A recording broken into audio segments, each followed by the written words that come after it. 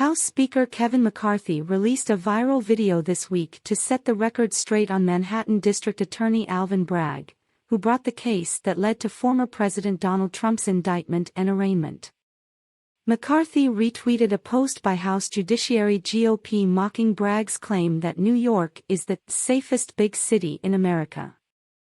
The video, which was posted in response to a tweet from Bragg, shows a stick-up in broad daylight in Manhattan, where a motorist, allegedly armed, smashes another car and takes something from the driver.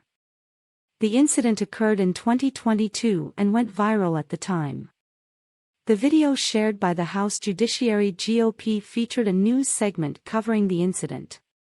The video was in response to a statement from Bragg, where he condemned the Republican-led House Judiciary Committee announcing that lawmakers will hold a field hearing on April 17 in New York City to look into how Bragg's policies have impacted the area and led to an increase in violent crime. The shocking incident occurred in September of 2022, though there is no date or context on the unbranded video McCarthy shared, which misleadingly labels it "New Tonight." Authorities arrested the robbers that month.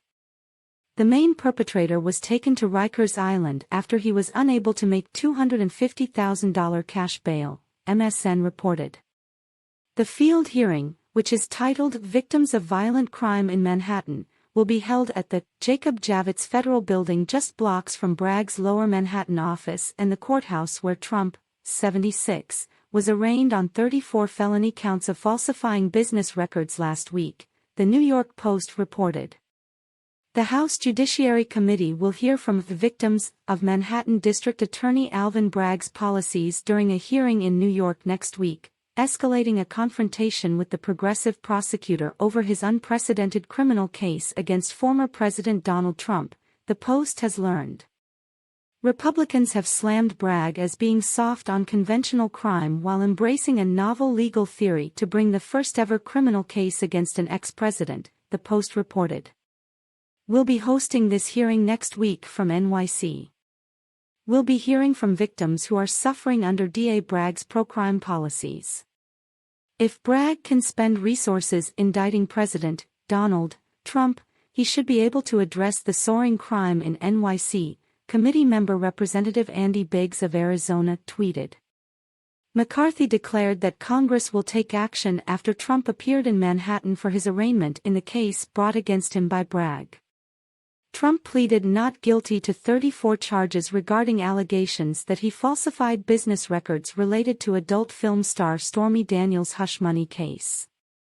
Trump was indicted by a Manhattan grand jury in a case involving his purported role in hush money payments to Daniels ahead of the 2016 election, allegedly to keep Daniels quiet about an affair the two of them had in 2006.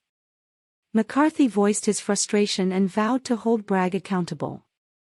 Alvin Bragg is attempting to interfere in our democratic process by invoking federal law to bring politicized charges against President Trump, admittedly using federal funds, while at the same time arguing that the people's representatives in Congress lack jurisdiction to investigate this farce.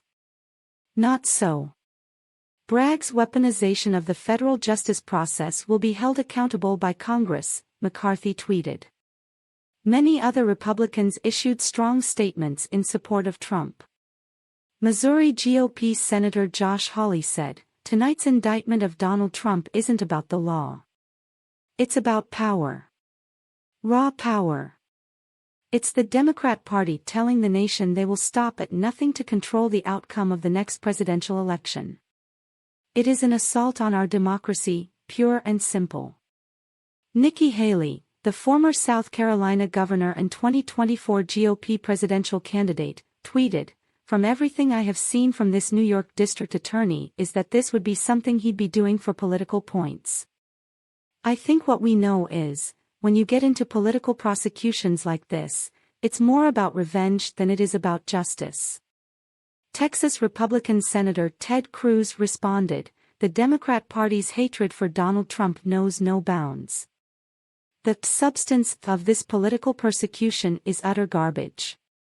This is completely unprecedented and is a catastrophic escalation in the weaponization of the justice system. The indictment has triggered outrage from many given federal prosecutors in the U.S. Attorney's Office for the Southern District of New York chose not to charge Trump in 2019 related to the payment to Daniels. The Federal Election Commission also tossed its investigation into the matter in 2021. The DA's reported decision also comes as Trump is running for president in 2024, which has led to some arguing that the investigation and charges are politically motivated.